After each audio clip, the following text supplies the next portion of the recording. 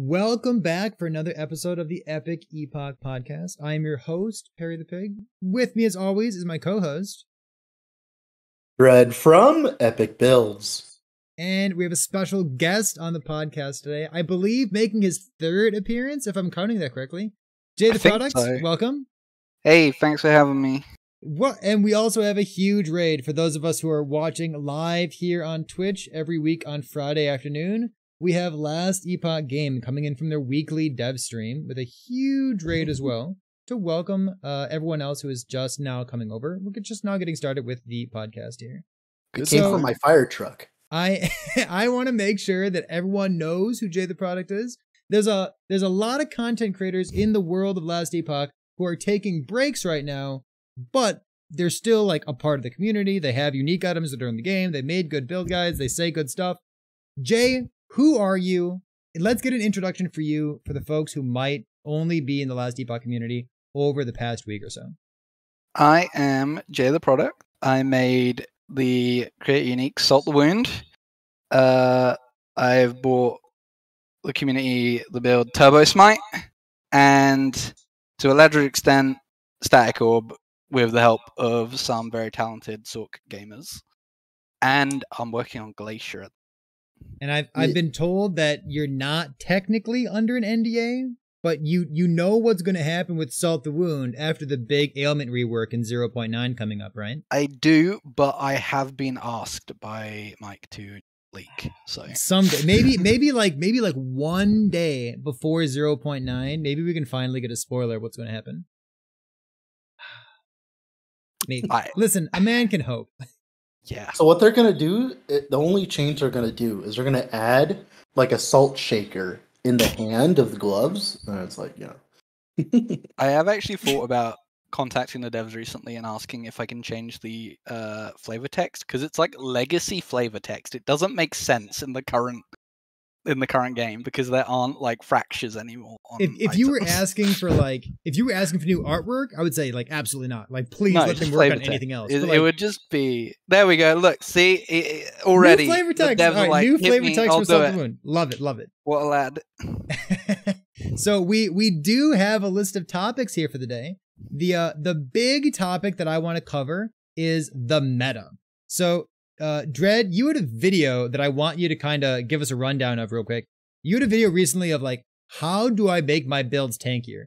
And I was thinking about that video and like not only talking about how do you make your characters tankier, but like what do you do for damage? What are the skills that are so strong that they push other things out of the meta? What are the shield singular that's so strong that it pushes things out of the meta? We want to talk about the meta defining skills and gear and stuff like that. Dread, what was your video about? You're talking about like how to make your characters tankier. I was talking about armor because I get this question so many times. So currently right now in Last Epoch, there's no way of getting maximum resistances. So once you get to 75 resist, you're there. You're done. That's done with investment, right? And all the Path of Exile players are coming in and they're running with 75 res all everywhere. And they're like, oh, why did that boss one-shot me? Oh, why did that, Siege Golem one-shot me? I have 75% fire res. Well, currently, one of the easiest ways of preventing that is to, of course, stack armor currently. Because if you did not know, armor is one of the strongest things in the game currently, thanks to a little-known idol by the name of Throne of Ambition. It essentially allows you to get a lot of armor very quickly in most situations. And I had to explain that because, of course, all these new people coming in, they don't know what armor is. They don't hover over it. They don't read. So it's like I had to explain that because I feel like I'm being getting the question. Right now. You really want us to read? Come on, man. Yeah, I know, right? But yeah, you guys can read. That was the main point. So you kind of hinted at the second topic, but I'm going to leave that for like half an hour from now. If you're watching this on YouTube, just check the chapters if you want to skip ahead. So let's talk about the meta defining stuff in Last Epoch. I guess the first one, the easiest thing to talk about is the one shield that exists if you're trying to stay alive. Bastion of Honor has been, it's been nerfed. It's still too strong. It just pushes out other options. Their other unique shields aren't particularly spicy. The affixes that you can get on shields, they're just like, if you're using a shield, if you're being serious about it, you should be using a Bastion of Honor. Jay, when I started posing, and when I started building this list of topics, you were just like laughing all the way home talking about Bastion. What are your thoughts on that? I think you made a really good point that just like, there's no good alternatives to Bastion. Like, all the other unique shields are like genuinely terrible. Or like, I've seen people do really, really specific things with the what's the one that gives you dodge, like on block? Close call, I think. Where you can get ridiculously high dodge chance. Cool. But then you stop blocking, and then you lose all that dodge chance, and you die anyway.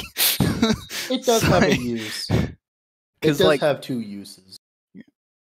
But like, yeah, there's just no good alternative. And then you look at Bastion, and you compare it side by side with like any other unique shield in the game, and you see it's got a level requirement of 50, which in itself is absurd for how strong it is. And just slapping it on, you've now made your character 40% tankier to any mob within half a screen of you.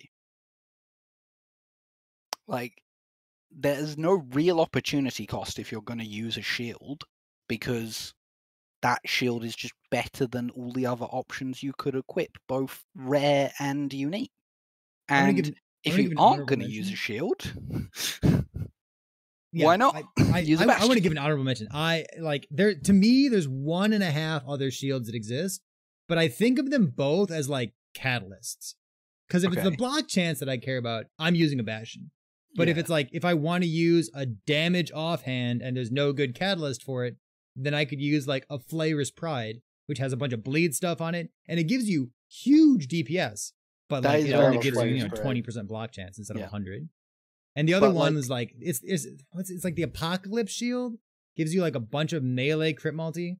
That's like honorable mention. It's almost an item. I think I've seen one person use it once. Yeah. It gives damage. It's got big damage on it. It's got no block. Flair's Pride is actually a really good mention. But I also do still think that Flair's Pride is great until you need tankiness, and then you slap on a Bastion anyway. Right? It's like, oh, if you're just running monos where it's not really dangerous, you slap on Flair's Pride to just melt everything faster. But the moment you like want to do a boss or go do Jewelra or anything full like work that, of the last abyss. I want to move off Bastion as soon as possible. I feel like every episode is just like complaining about how strong Bastion is. Bastion still OP. Please nerf a little bit more. I think raise the level requirement. I think if memory serves me correctly, the last time we were raided by the dev stream, while we had Jay on, we were also complaining about Bastion. That sounds like a common theme for us. I want to hit on some other things as well. So this is like, if you're making a new character, what skills are almost predetermined for you because of how strong they are. It's not always the case, but it's like, if I'm playing a Sentinel, I probably want Sigils of Hope, and I probably want Volatile Reversal. Pretty much no matter what, because of how strong these skills are. Say what? Every single class. We could go over this for every single class. Yeah, I think that's exactly what I want to do. Right? Like, there's new people out there making builds. Shall we start with Sentinel and then just move down the list? Sigils of Hope are busted. I know you hate casting them. I know that the on-kill effect is like slightly not as consistent as you want it to be. They give so much flat armor. They give so much % increased damage, which you're probably missing otherwise. And they're so easy to use. Like, they're so good. They give like block chance block effect if you're using a shield. They can give flat damage. They can give bleed or ignite chance. They can give healing effect if you're playing Holy Trail Javelin. And like, they're automated. It's like you can't listen, Perry. You can't before you get too into it. You can't use Vengeance and Writhe and Warpath at the same time. Like, you gotta have some support skills that are going on at the same time as your normal skill. And Sigils is like, it's the support skill. It takes nothing to get going and is pretty much always up. You should stop talking about Sigils before it gets removed from the game. It should be nerfed. You're talking about Sigils, but you haven't even addressed Volatile Reversal yet. Oh, which is just 120% meta more skill damage number 2 for for pressing Sentinels, a button. Volatile Reversal. Like, I agree with you that Sigils is absolutely busted to the moon, But I think Volatile Reversal like just takes it to a whole other level. And I think people are scared of using it because it seems like on paper it might be slightly difficult to Because wrap your they've head never around. played Echo. Oh no, I because- But ran then out you of just mana. have to stand next to a boss and get 120% more damage. You know? Like, that's all it is. You just have to stand next to them and hit the button. And now you have infinite damage. Like, I think the problem with sigils and like reversal and all of this is they kind of require like knowledge to use correctly. Like you need to know how the sigil trick works with the reversal trick.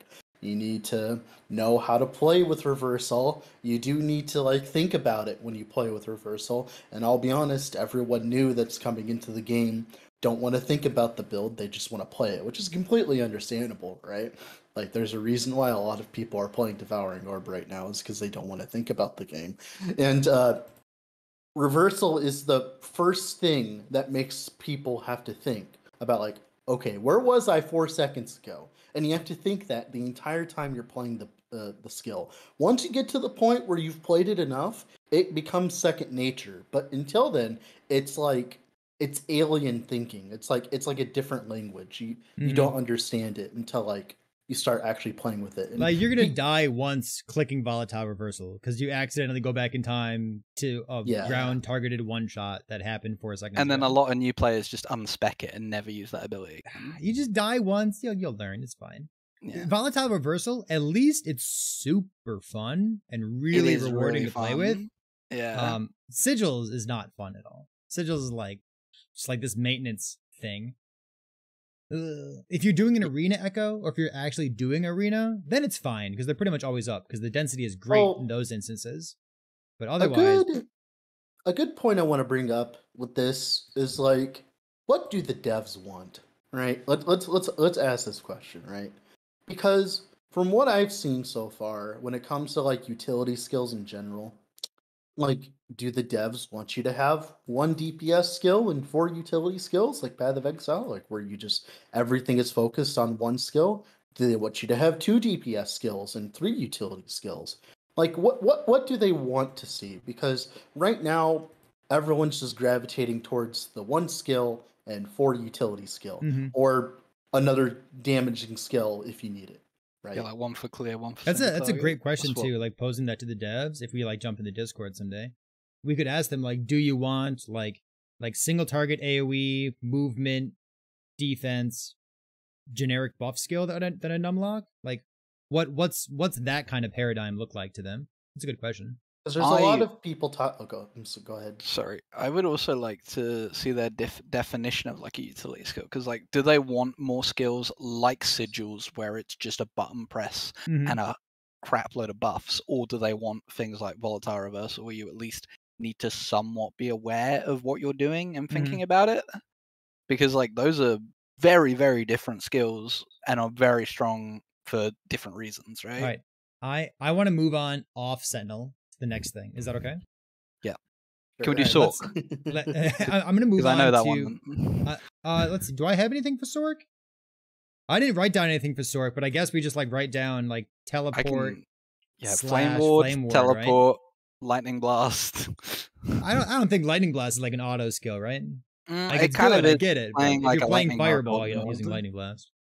Yeah, true, I suppose. So I would say focus as well, of course.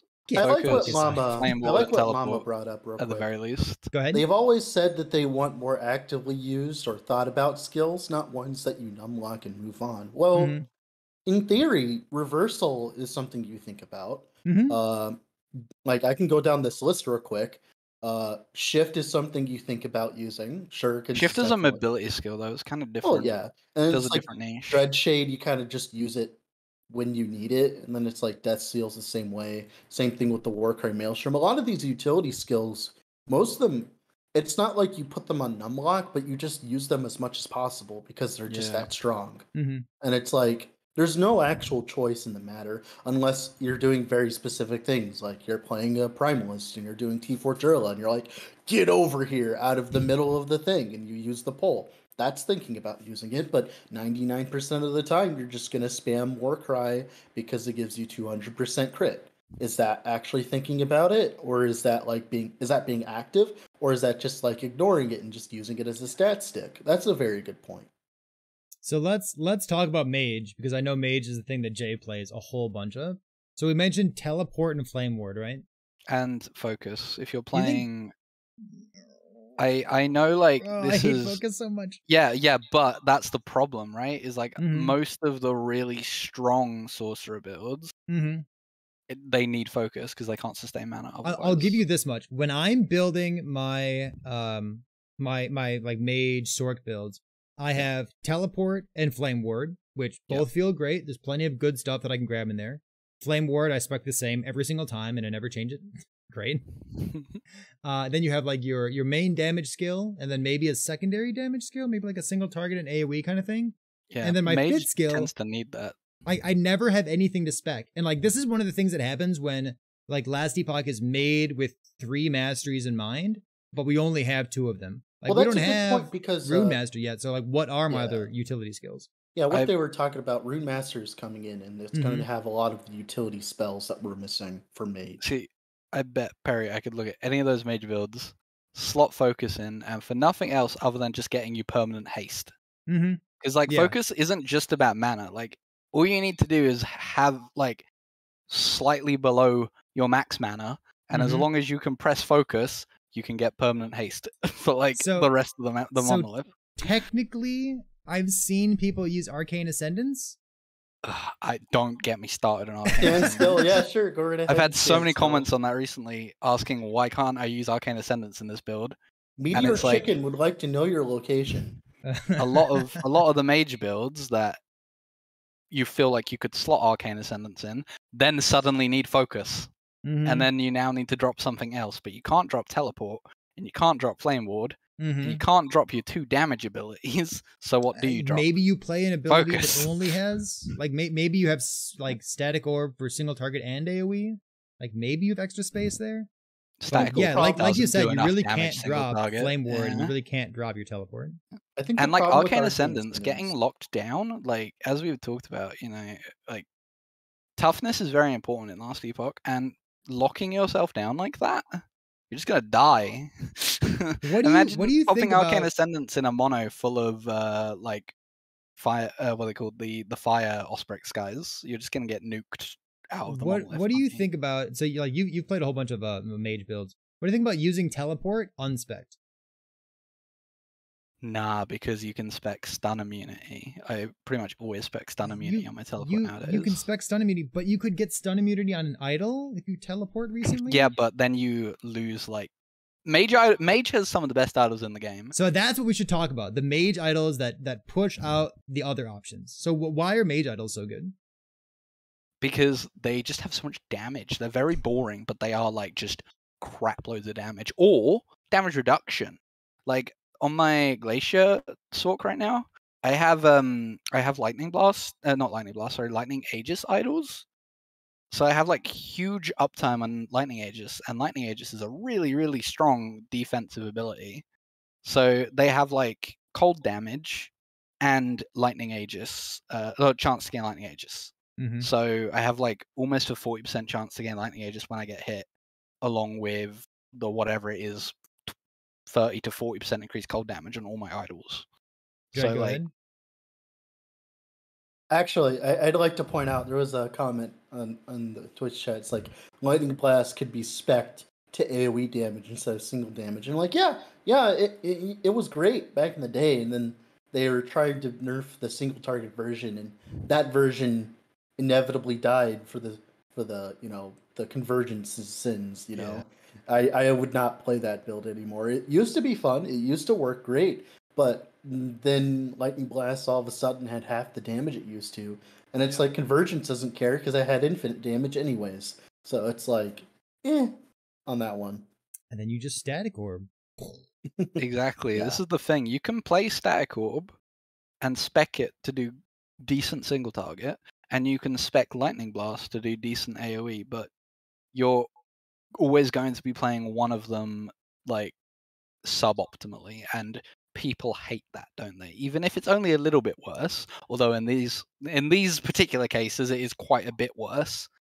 anything that is remotely below the absolute peak of efficiency, Garbage. yeah, exactly. Let's talk about one more tiny thing in the world of Sorks before we move on to the next mastery. What about like using a cast speed wand as opposed to using a mana wand? Jay, I think you have strong feelings on this. I know, I've done that. My issue is you always need to hit the 300 mana breakpoint because you get cooldown, you get flat adaptive, and all your idols do double damage, so they go from 40% to 80% if you have over 300 mana. So I recently on my Static Orb character switched to a cast speed one because I got a tier 7 mana roll on my Catalyst. But like the opportunity cost for 14% cast speed is not worth it 99% of the time, unless you're at that point in gearing. Where, Crystal like, wands are really strong right now. Yeah. Like 60 mana is the equivalent of a tier 6 affix. It's a lot of flat mana, isn't it? Yeah, on like your Catalyst or your Necklace. So that's an entire roll freed up that can then, when you're lower on in gearing, be devoted to spell damage or spell crit or crit multi. So at that point, 14% cast speed just isn't the same amount of damage that those other rolls would bring you. Like Crystal Wand on Sork, it just means you don't have to run Orion's Eye anymore. Yeah, like that too. 100% of the time. It's great. Although I honestly don't think Orion's Eye When's is the last time you good used anymore. Orion's Eye? All right, It's okay. Over a year ago? Yeah, right. Let's move on to our next thing here. I've got wait. Sorry, can I have one more thing about yeah, Sorks? go ahead. That I just think is sad. Is hopefully will get addressed when we get Brewmaster. Is that there's no reason to spec into the other trees. Like if you go Spellblade, you don't really spec into Sork, and if you go Sork, you don't spec into Spellblade. Outside of like the 18 elemental res in Spellblade and stuff like that. Have like you never been a Spellblade and grabbed like Lightning Leech and Lightning Penetration? No, not really. It's too much opportunity cost because all the good stuff in Spellblade is at the top of the tree. Yeah, I agree with that. There's a lot of good stuff at the top of Spellblade now. It used to not be that case. It used to be the case where you just steal everything in Sork. Yeah, it used to be really bottom heavy in Spellblade. It is not that anymore. It's very top heavy. All right. I guess the stuff in Spellblade that's at the top is all like the melee stuff. But every time that I play a Spellblade, I end up playing a spell build instead of a melee build. Sounds like you just need to play. That's because you want to be a rebel. That you need to spec focus, dude. Because you want to be a rebel. I just hate playing Flame Reeve. Don't talk to me. Let's move on to. Do you want to do Rogue, Acolyte, or Primalist next? I think Primalist we should do last because I can't think of that many abilities that like. All right, let's do Rogue then. Brainer. Yeah, Rogue's Rogue done. Okay, so what are you playing on Rogue? And then that's the problem. If you're a blade, you're a blade dancer. I wanted to do like character defining stuff, but if we're just going to sit here and say that Umbral Blades is way stronger than anything else, we could say that because I'm currently playing Umbral Blades too. Well, you don't use even it as utility and damage. It's everything. It's great. Like if you're a blade dancer, you're specking shift. You're probably specking shurikens, maybe not. My Shadow Daggers character doesn't. But you're definitely specking Shadow Cascade, and what's the ability that creates the free shadows? Sync Strike? Not Smoke Bomb. No, the Strike. Sync Strike. That one, yeah, sorry, you Sync played Strike. a Rogue in forever, and you're specking Smoke Bomb. Like, you've got 4 abilities there now. What the hell more do you spec into? Umbral Blades. Okay, so the thing that I wrote down for Rogue is I wrote down Shift and then Shurikens. Because I think Shift proccing Shurikens is one of those like really big pillars of what a rogue is. Like you shift and then a bunch of stuff happens. Maybe you're shifting and then your Shadow Cascade happens, or you shift and then an Umbral Blade appears behind you and it starts spinning, or you shift and then Shurikens get thrown out.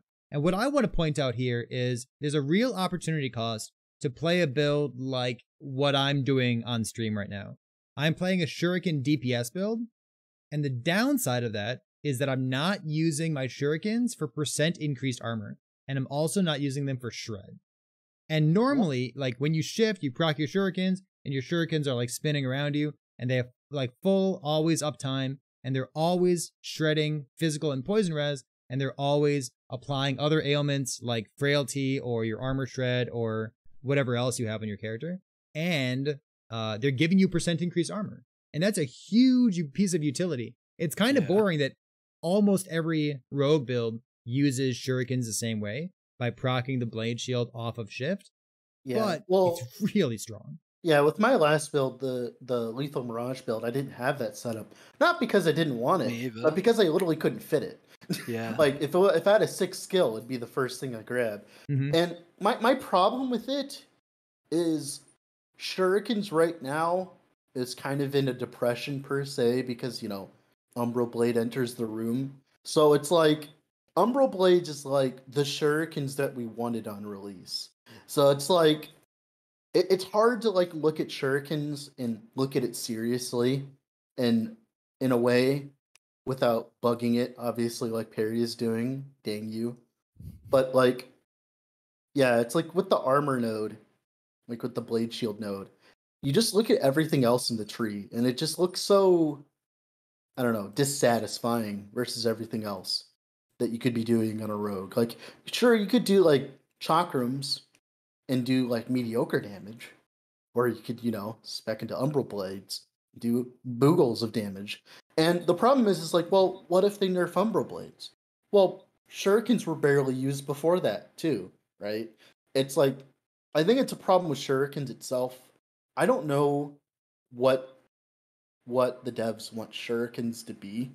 I don't know if they want them to do damage or if they want them to like be utility, because it's kind of stuck in that balance pit where it's like, if it does too much damage, go ahead.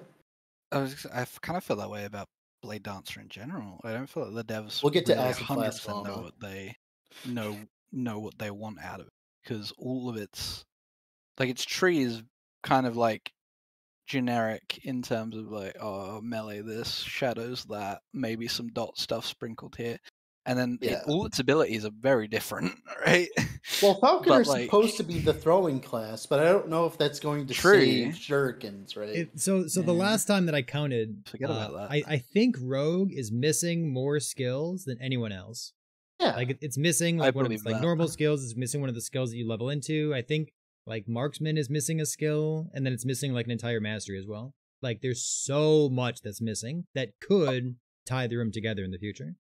Well, my thing with shurikens is it just doesn't stand on its own, if that makes sense. Like, I hear you. Yeah. So you know how POE Ninja has the thing where it's like, the amount of this unique or this skill being used by a ascendancy. Go on. If anything like that ever comes out for Last Epoch, I want to see Smoke Weaver on Blade Dancer. I want to see the percentage of those using it. It's gonna be I really will high. put down like 50 quid right here to anybody in this call. It's going to be like 97% if they don't change Blade Dancer. It might right be like now. 70 or 75%. No. I think because again, going back to the majority of people don't play off meta stuff. That's why it's okay. Off-meta, That's a good point. know? Okay. So I think it's going to be fucking high. Like way too high. It's really good though. It is. That's kind of the problem. All right. So there's one other thing that I want to mention about Rogue before we try to move on to the next mastery. And that is, I guess, like weapons of choice. It's something that I've been mentioning on stream because we're currently doing like a Blade Dancer thing. So weapons of choice and dual wielding in general. If you dual wield swords, you get 40 glancing blow chance. And a bunch of dodge. Sorry? A lot of dodge. And a bunch of dodge, which is relevant. You get a tremendous amount of glancing blow chance, which is you can't really get it in other places. It's very hard to pick up. And dual wielding in general makes you take increased damage, but if you dual wield and then also cap your glancing blows, you're overall tankier, and you're also benefiting from having 2 katanas, having all the crit multi, having all the affixes, and like the tension of wanting to dual wield swords, but then you also want to have a dagger so that your Umbral Blades apply shadow daggers, or like maybe you want to dual wield daggers so that you have a bunch of poison chance, but that's less so because you can get poison chance in other places. It's just the fact that glancing blows aren't free. Like you really want that extra layer of defense. At least for me, who primarily plays And in hardcore. if you're playing a Blade Dancer, there's a strong feeling like, why don't you just throw in a Bastion? Right? You know? Yeah, right? Like the Yeah, I fact was that gonna Bastion say, has like, leaked who into the duels? meta of the dual wield class is Why like take heinous. 15% increased damage when you could take like 60% less damage with It's investment? disgusting that Blade Dancers are using Bastion. It's like It's ugh. also dumb how Blade Dancer is like tankier than most Sentinels. I think with this like all a fraction happened- of the investment. I think what happened with weapons of choice was they nerfed the sword and dagger node, which was like the most satisfying thing. It was with crit multi, weapons of wasn't it? choice. Yeah, it was. Yeah. And they removed that essentially. They turned it into crit chance, which like, haha, I have crit avoid. Who cares, right? Or crit vulnerability, yeah. Crit vuln, right? Yeah, the And I one think class that's what that tipped doesn't the need crit scales. chance. It's what tipped the scales towards running Bastion on every Blade Dancer outside of doing very specific things. Because like, you used to play Rogue for damage, right? Yeah, I know they nerfed the glancing blow on it. It used to be 50%. It was like more, right? Yeah, it was definitely more. I think you could get up to 60% from it. It was something like that. And it's still Like 30 strong in per its current sword. state. It's the only place you can get it. Because there's not that many places of getting it. Maybe Falconer at the bottom of the tree will have more glancing blows, so you Maybe. reach more. But I actually felt terrible on my last build because I was running the Lethal Mirage setup with the double daggers, and I definitely felt the pressure of wearing a Bastion. It's like, I have all the damage in the world. Why don't I just run a Bastion? It's like, Mhm. I kept it pure the entire time. I stayed with the double daggers, but I definitely could say that swapping to a Bastion would have made my life so much better. That weapons of choice node, it's so cool. But like, when are you Mhm. ever going to use like some extra leech, stun duration? All of those are, I think those are just like, I don't know, padding. I think that the They're devs don't kinda want you mediocre, to aren't use they? them.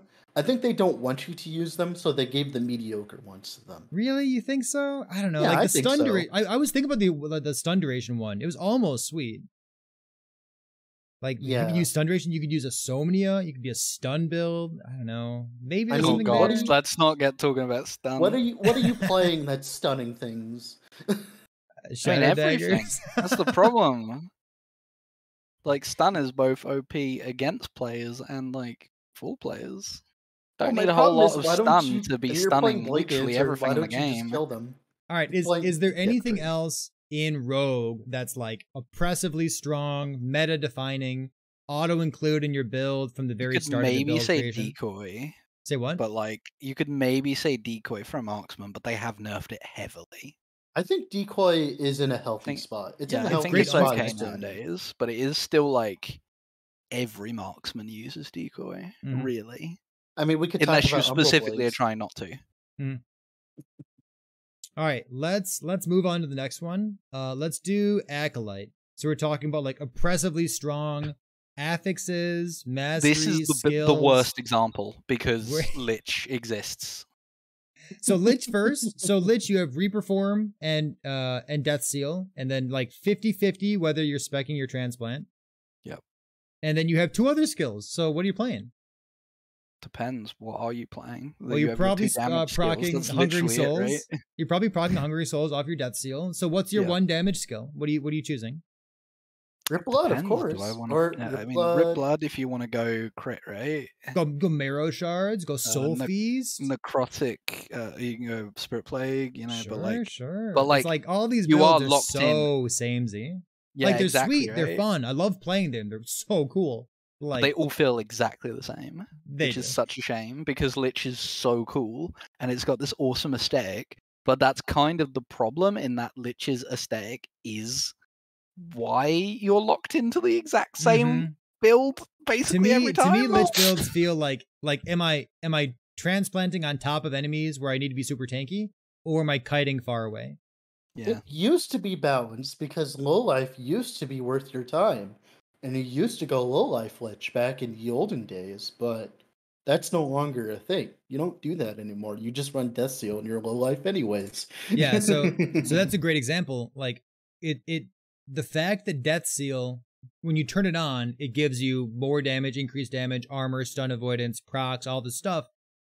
put you does all into that. endurance threshold. It does all that, and it also takes away all of your ward. So the fact that Death Seal is so strong and takes away all your ward, it is incredibly hard to justify playing a ward-based Acolyte. Playing a ward-based Lich build.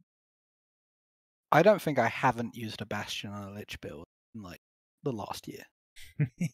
Oh, you need Just to Christian bring that up. Dagger. I'm gonna do it for every class. I think part of Bastion's strength comes from Rune Dagger. I'm gonna be honest with you guys. Like, I think if Rune Dagger didn't exist, it would be a little bit more of a choice because you wouldn't have access to base crit so easily. Obviously, you could use like a Prism Wraps and Prism Gaze, but that's nowhere near as strong as just throwing on a Rune Dagger, right?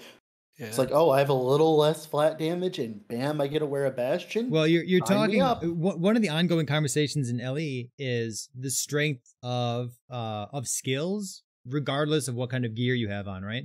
It's like, my gear doesn't matter. My gear doesn't matter. Well, sometimes your skills have plus 10 base crit built into them. It's like, I can make this work. I don't need any gear. I can play crit just like this. So if skills had less base crit on them, maybe you'd be more incentivized to have an offhand catalyst, or more incentivized to be trying to squeeze in a Rune Dagger. I think I have an unpopular opinion on this topic because I saw it the other day, and like, I kind of like how strong skills are in Last Epoch. Like, I like that you can. I mean, I don't like that you can literally clear the whole game naked if your skills are level 20. Eh? Like, I think that's a little silly. But like, I like that you don't need absolutely cracked out gear to the moon, because if you know how to build a skill, you can get there, right? Like, you can get to clearing whatever tier 4 Jura, all that crap, right? As long as you know how to build your skill. Like, maybe skills level a little bit too quickly, you know, because by level 70 everything's maxed out, and some of these skills do just need that level 20. And then I call this got the whole game. Lack of access to difficult content. Like, getting to 1,000 corruption, it is really hard. Like, monsters hit you super hard, like you're gonna die. Monsters super tanky. So, but it takes a long time to get there, and there's not really an incentive to get there. So like, am I gonna take my naked character and clear 1,000 corruption? Yeah. Playing super carefully? Still probably not. I pushed to 700 on the Cold Out Werebear on my free time, and never again. Never. Yeah. Until there's a reason to. So never. Like, the lack of access and requirements, it may be like reason to have this difficult content is a big problem. But like, clearing 100 corruption, even clearing 200 corruption, the bar is pretty low, right? Yeah. It's very low, yes, currently. There's a reason why the objective rushing thing is a thing, is because you're able to. Like, I like being strong. I like being strong without working for it. But if I do put in the extra effort, there should be something that I can punch and feel really good about it. Like, hey, look, I finally met this hurdle. I think also, like, the way it scales, it takes like a steep turn, doesn't it? Like, the difference between like corruption 200 and 300 isn't all that noticeable. But then you go to 400, and then you go to 500, and now suddenly my Sork with 200k effective HP still gets one shot sometimes. Well, it becomes harder and harder to avoid the scary modifiers, right? But I go down to 200 corruption, and like, everything gets one shot. It's an absolute breeze. Absolutely nothing can kill me. And then I want to go back up again to actually kind of like test what I've achieved, but it just scales a little bit too hard too quickly, I'd say. And that, like, and I'm like, not getting anything more out of this, so I'm just going to go back down to 200, 300-ish. So we're talking about skills that are like oppressively strong meta setups. You want to talk about Dreadshade next? I've heard about what Dreadshade has become recently, but I haven't noticed it. So if it works how we think it works currently with the Lich's Scorn, it's about to get a lot more busted. I don't want to talk about Lich's Scorn yet. I'm really excited. That's a different conversation. So what about, like, should every necromancer be using Dreadshade? Yes. Easy. Yes. Why? What's it do? Dread, you're playing a necromancer right now. Tell us about it. It's like, essentially, Dreadshade is like, I'm gonna be honest with you. I peruse the Twitch. I read the Reddit sometimes because I have to, so I can see the dev comments. I have to see the dev comments so I can keep up with my LE knowledge, right?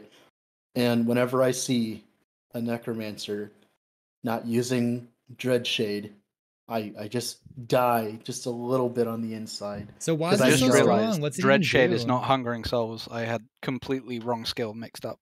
Sorry. The problem is, it's literally, you put it on, right? And almost no opportunity cost. Sure, like your minion's gonna die. Who cares? You're a necromancer, just from summoning, who cares, right? And you get 60% more damage off the bat, right? From that one node. You get the flat necrotic damage, which is very important for minion builds. So like you want flat damage. And of course you get the increased damage. And then you get the increased buff effect based on the missing HP, which happens all the freaking time, especially if you use it as a curse, right? If you're playing like zombies or something. Then you have all the solo minion stuff, where if you play like solo A-Bomb or Bone Golem, you get all the free base crit stuff. It has so much power in it that, like, TLDR, that is Necromancer. That is Necromancer's answer to like Death Seal in Lich form. But the thing is, instead of having it as 2 skills, Necromancer only needs 1 skill to meet Lich when it comes to like Lich form and Death Seal, right? Reaper form. And that's just so ridiculous. It's like, before Death Seal was a thing, Necromancer was a little different. But then the problem before Death Seal, though, was Necromancer had no utility. Like, you weren't running Rip Blood on your stupid minion build. It doesn't do anything for you. It was bugged for like half a year. It didn't even give your minions anything with those minion nodes, right? So we're stuck in this point where you have all of the utility in 1 skill, but none of the utility. Now, this has been alleviated a little bit with, of course, Lich's Scorn, making it so you can actually run Infernal Shade as a damage source, other than, killing your minions. And that's fine and dandy. But Dreadshade is just the skill. It's the skill. Like if you want to build crit for like your Bone Golem, so your Bone Golem actually crits and deals damage, you go Dreadshade. You want more damage for free, you go Dreadshade. It's like Dreadshade is so strong that you can turn it into a curse. I'm playing a build where I'm not playing with minions. I'm just turning Dreadshade into a curse, right? It gives me more damage, gives me a bunch of armor, gives me a bunch of increased damage. It's dumb at how strong Dreadshade is. And the problem is Necro needs it. It needs it to remain competitive currently. You can't, like, playing That's because the base skills suck. Like, they need to buff all the minions. Yeah, exactly. And tone down Dreadshade. Yeah, exactly. And that's what I'm going with this. Is like, if they're going to nerf Dreadshade, or essentially, I'll be honest, I think they could just remove it from the game. I think it's literally just, like, I don't know. It's like, since everybody's taking it, it's like that Path of Exile thing, like with the mana reservation node. Remember that, Perry? Since everyone's taking it anyways, why does it even exist, right? Right. I mean, like, here's another. It's so issue. you only have 4 skills to use instead of 5 skills to use. Jay, go ahead. Think about, like, with what is coming up, and is going to be the biggest patch of last Epoch for quite a while with multiplayer. Like, Dreadshade, you can use that on other players. Yeah, Dreadshade's going to break the game in multiple ways when multiplayer games comes through. Imagine a Dreadshade support Necro just like slapping that on a Lightning Blast or a Manifest Armor. Well, no boss is gonna survive that. All right, we're talking about oppressively strong mechanics or masteries or skills or items, class by class. Is there anything else for Acolyte that comes to mind for you?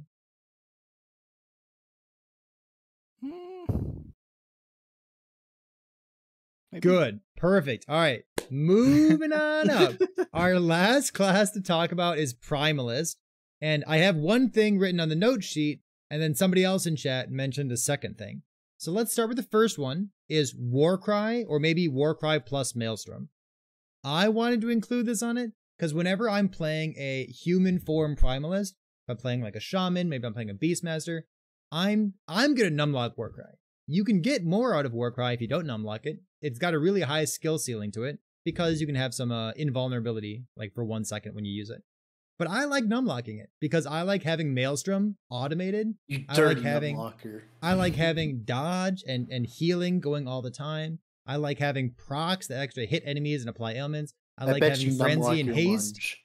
I like having frenzy and haste all the time. Like my Primalist builds virtually always start with Warcry, Maelstrom, and then what are my 3 other skills? I think I think there's a bigger issue here in that I can't really think of that many Primalist builds I've played recently where I've stayed in human form. You play Beastmaster. You got to play Serpent Strike. Pew pew pew. You're not going to be doing that next patch. I'll tell you that much. We'll see about the ailment thing. We'll see. We'll see. Yeah. Yeah, no, I don't know. As someone who's a Primalist enjoyer, I can lay it out pretty well. Let's put it like this: the only reason people play Werebear more than they play what is his name? Like human form swipe? Swarmblade. No, the only reason people play Werebear more than Swarmblade is because Werebear gets access to Warcry, and Swarmblade does not. Right? There's a huge discrepancy in the number of skills that you have access to as a Werebear, as opposed to a Swarmblade, and then like half of that you get as a Spriggan. Spriggan gets like 5 skills that you have access to. Another thing here is like, did you play much Primalist before Warcry existed? I did. Because I wasn't even here. No, it felt awful. Like it was Warcry awful. I agree. Is yes, it's oppressively strong, but Primalist feels like an entirely different class with Warcry.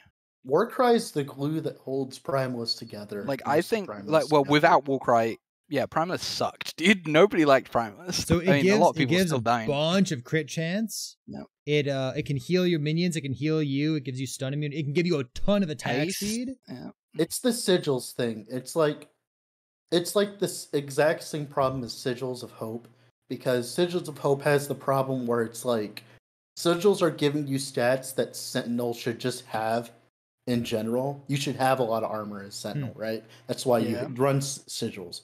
It's the same thing with Primalist.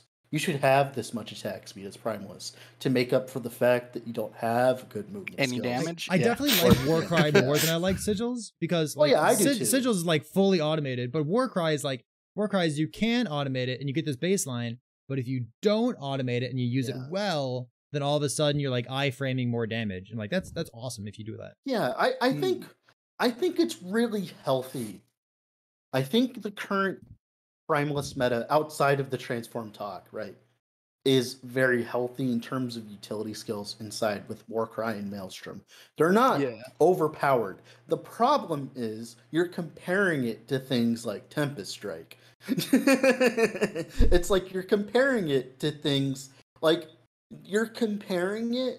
some of the worst skills in the entire game, right? Like Warcry on like any other class would be like great, it'd be okay. But if we're gonna compare it to like the entire arsenal of Primalist here, I'm gonna look it up. It's like, are you gonna use Summon Thorn Totem? No. Are you gonna use Fury Leap? No. I want to throw out one more skill. Somebody in Twitch chat mentioned it. So, what about an oppressively strong support skill that you kind of want to use all the time? What about Spriggan Pet? Does that count? No, I think it's fine. Nah, I think Spriggan Pet's fine because it fucking dies, dude. yes, it just dies. It does die. Once you get to like 300 corruption or maybe like 300 waves in the arena, it does die a lot. Man, even before that, it just dies. Do Zombie Dragon. That shit is not alive. my thing with Spriggan, what I like about Spriggan is like when support Primalist comes through, they'll have the room to invest to make their Spriggan Pet not die. Yeah.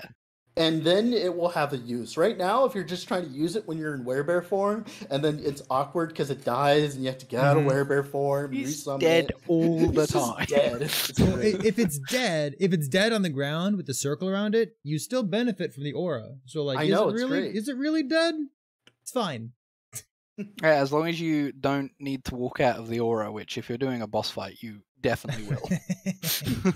I think Spriggan Pet is very, very balanced in that regard, where it's like, my problem with Spriggan Pet is you can't, like, it's not what it used to be. You can't do machine gun Spriggan anymore. Yeah. it's not a build anymore. You even have access to two Spriggans. It's nowhere near as powerful as old Spriggan was. Cold Dot Spriggan's still really good though, like as a shaman. Oh no. I mean the pet, not the. Oh the yeah, pet. yeah. The pet. The pet. You can't like. It's not. I don't know. I just don't. I know Hunter talks about this all the time because it was pet favorite build, and I trust Hunter on this because it's the only build he'll ever play.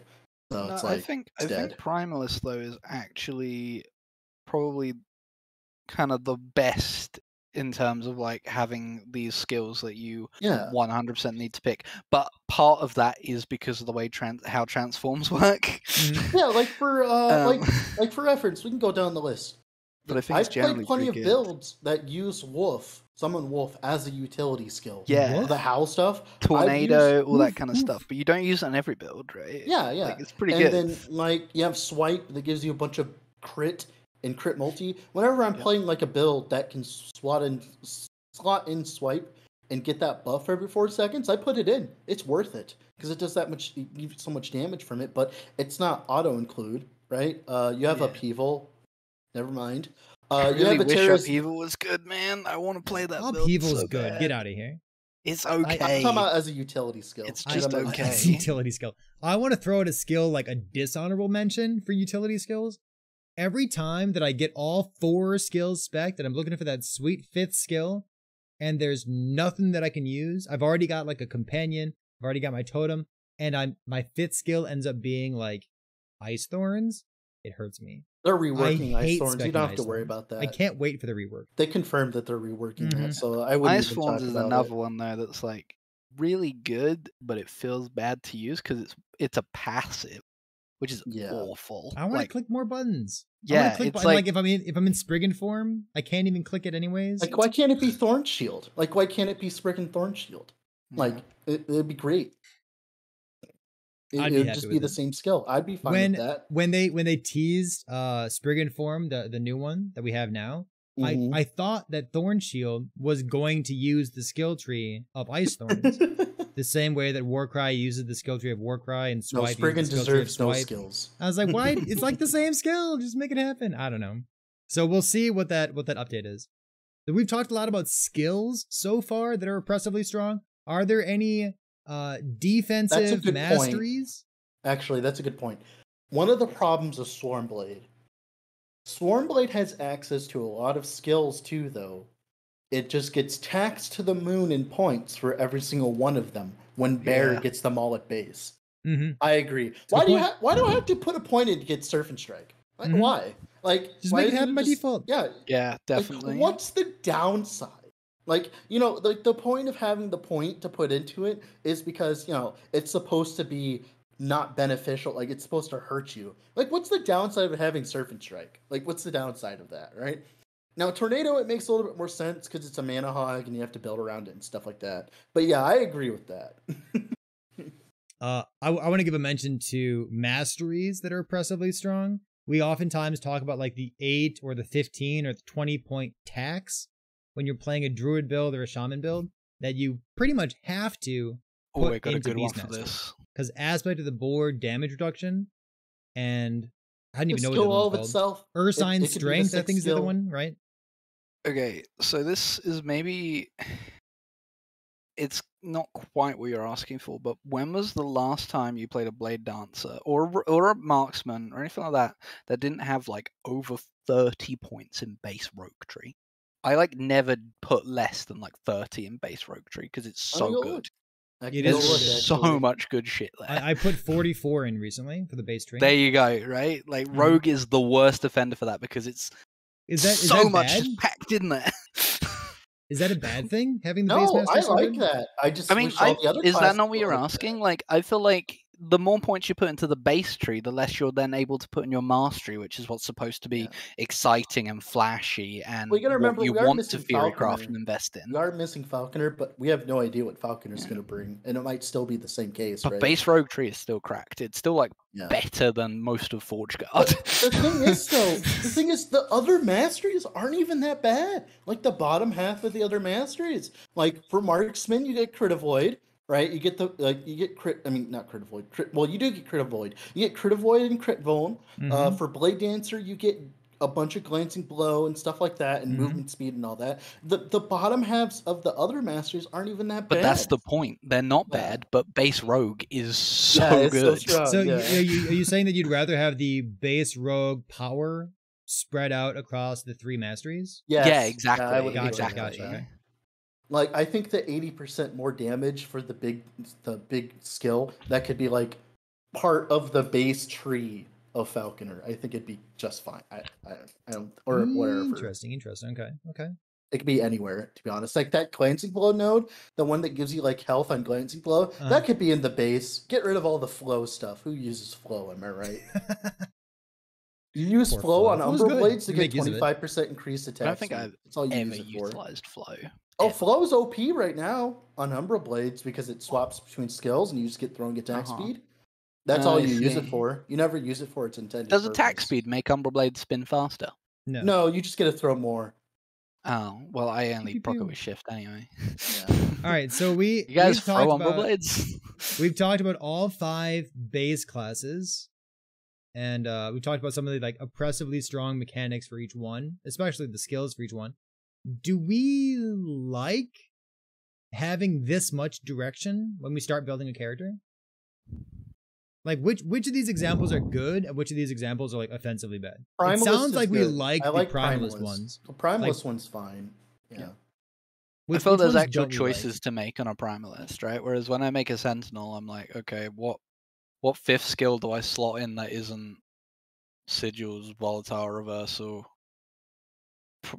whatever else? If you're a Paladin, Holy Aura, you know. Like, yeah, I think part of the problem Smite. is like missing Rune Master, missing Warlock, missing Falconer. It definitely puts the pain on this even more. Because, like, you know, of course, Sentinel and Primalist are the only ones with all 3 of their masteries, and Primalist is fine outside of certain skills, you know. But it also doesn't help that the thing with Rogue, specifically, I want to add, is, like, part of the problem of why Rogue feels so bad in terms of, like, what it has is because since it has so little skills, if it has a bad skill, it feels even worse. Like, for instance, Primalist... A lot of its skills are quite bad. Primalist has Tempest Strike, but Primalist also has 20 other skills that are good, right? While Blade Dancer, like... It really hurts that Acid Flask is unusable. Like, Hail of Arrows, or,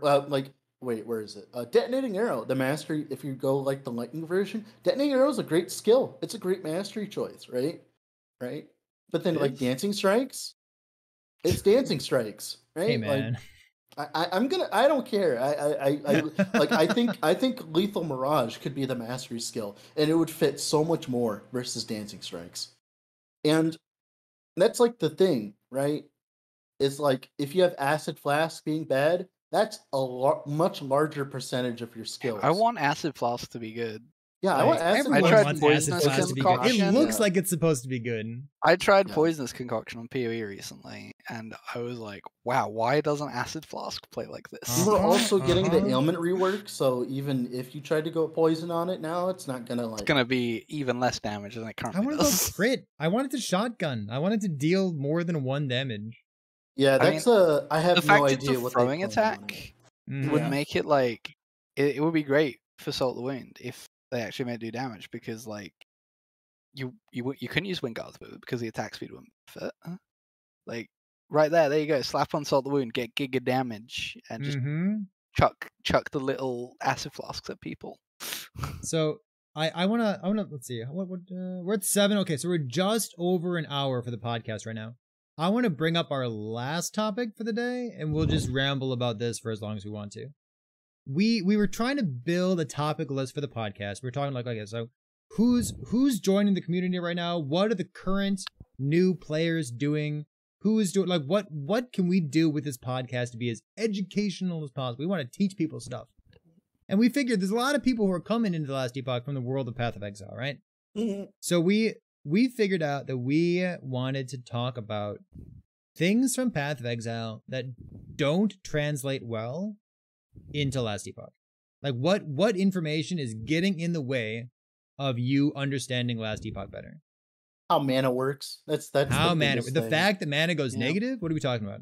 Well, the fact that you have to actually put effort into your mana sustain is the problem in a lot of situations. Where's my attack damage leached as mana? Exactly, right? Where's my Where's mana my flask? mana socket? Whoa, my mana flask. I have no mana. Why haven't I dropped a headhunter yet? Everybody who plays a racing strike has a bad time. And half of them don't use volatile reversal. I don't know what to tell you.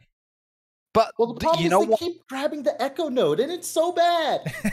Something that irritates me that like is kind of just because I've played the game as much as I have is seeing all these people make these builds, play them, like specifically people with reach. I'm not going to name names, but people with reach. Oh, you mean like big content creators? Yeah, creating builds. They'll even maybe upload a video on it, and what I would consider a failure. Like, it is not good. It doesn't clear content well enough, or like barely clears content at all. And they're like raving about it, how fun it is, how good it is. And I'm like, you've showcased to new players like the absolute worst there is to offer, and a lot of people will see that and quit. Yeah, you know? Because they're like, wow, this is what Last Epoch has to offer me. Like, see, the problem that's not good enough. It reminds me of when Ziggy was playing Last Epoch one time. Mm-hmm. He was playing Acid Flask, and I was watching him kill Lagan. And after he killed Lagan with Acid Flask, after like 7 minutes, he realized that it was a terrible skill, and he was like, "Okay, I don't want to play this anymore." And I was like, that made me happy because it means that there are some people with standards with the Acid Flask thing. Mm-hmm.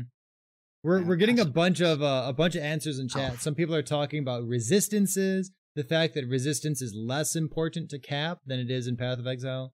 Some people are talking about ailments and how ailments work. You can have over 100% chance to apply an ailment on hits, and ailments, you can have as many ailments as you want.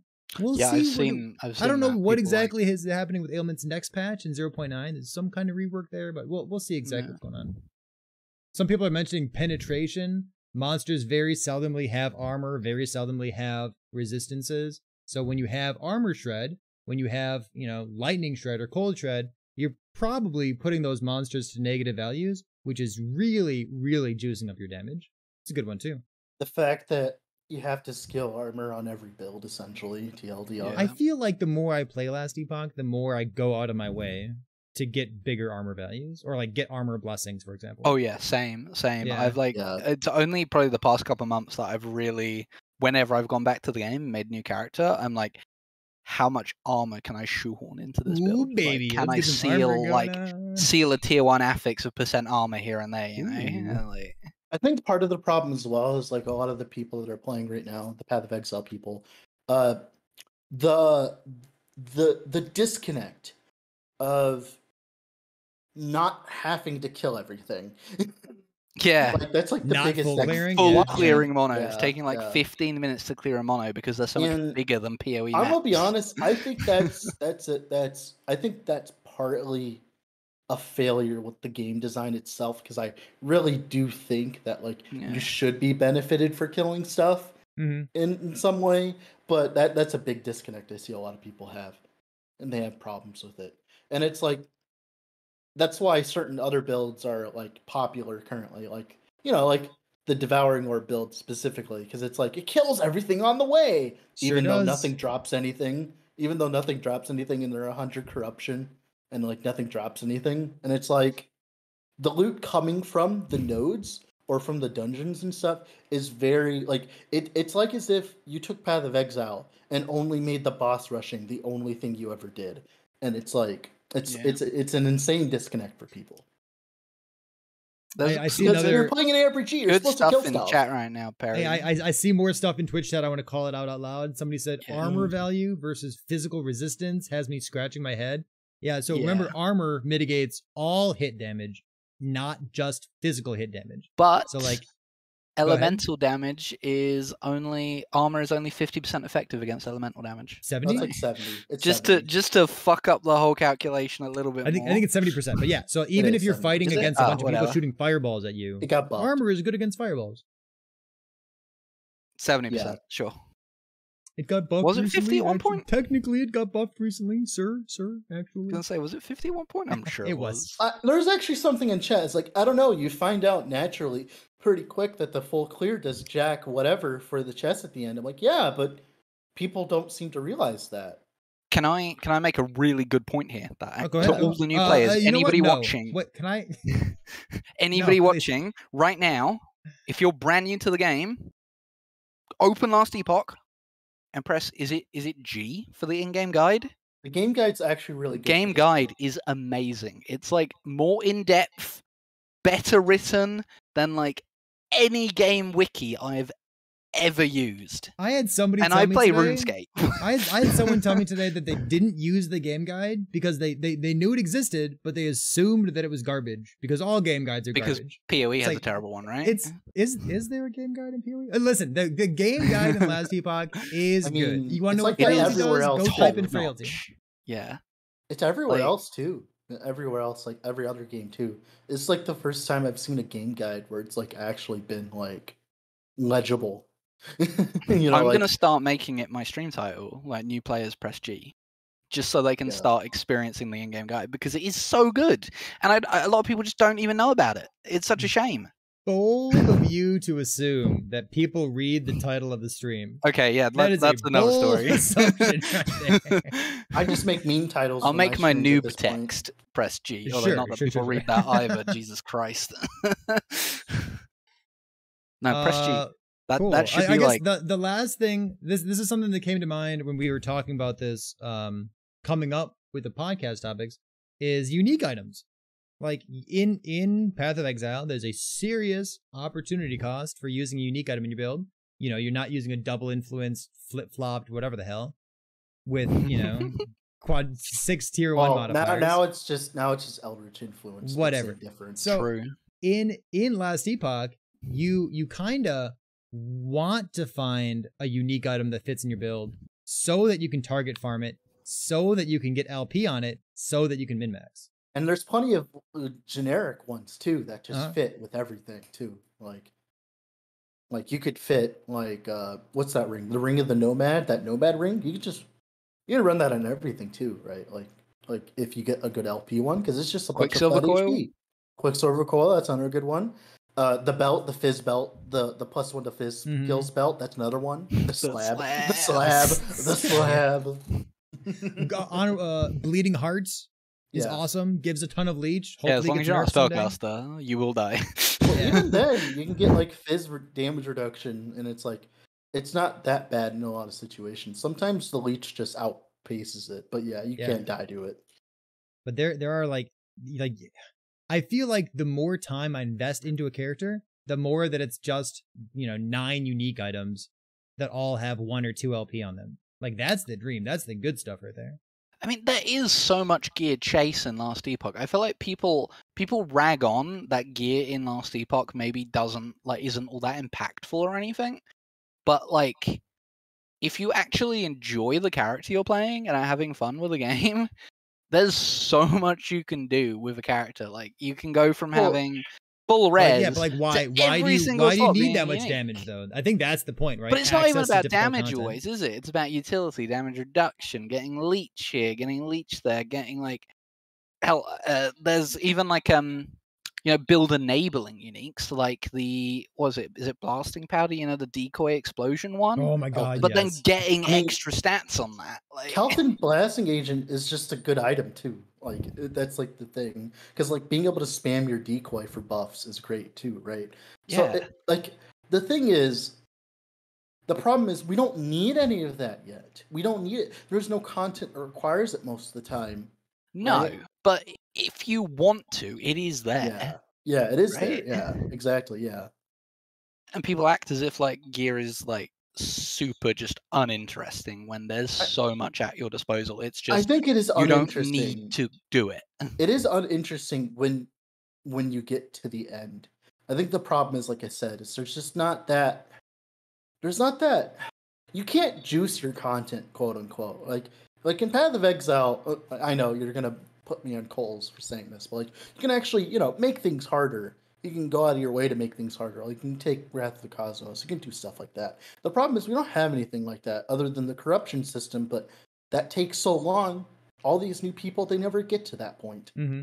And then they do the T4 dungeon, and they die to the D4 dungeon with this first ability, and they're Well, like, they died "Fuck to this empowered game." A-bomb. Yeah, and they're like, "Fuck this game," and they quit.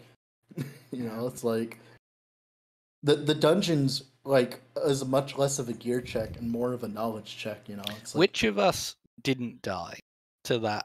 To Julra day one, I remember seeing Perry die to the Oh, explosion. of course I did. I Super died to legendary the character, explosion. level 100. You died to the dead. explosion. I don't know Yeah, anybody of who course. didn't. Just take that nuke.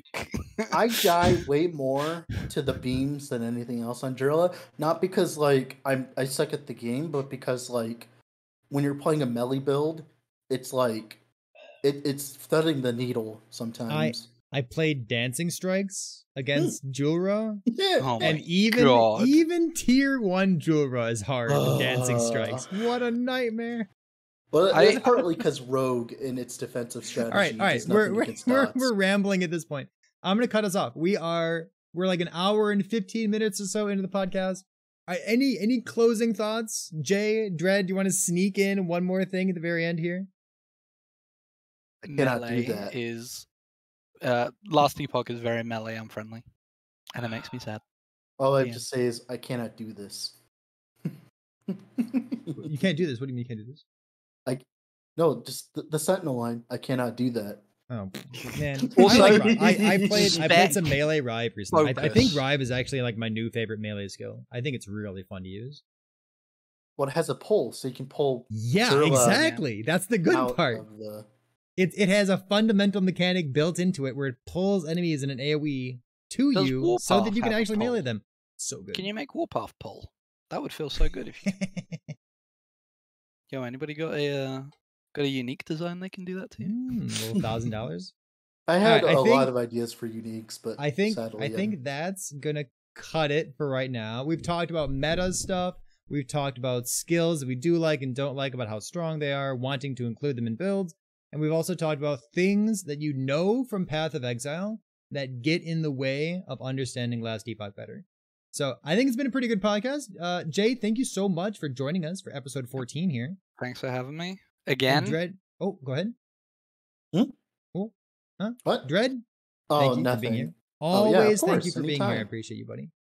Of course. So for all of us here at Epic Epoch, if you're here watching live at Twitch, I appreciate you being here, especially if you were here all the way since the very beginning when we had a big raid from the devs for their Friday stream.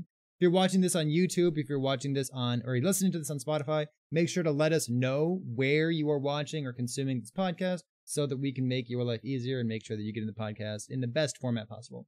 So thanks for being here. I appreciate it. We'll see you next time.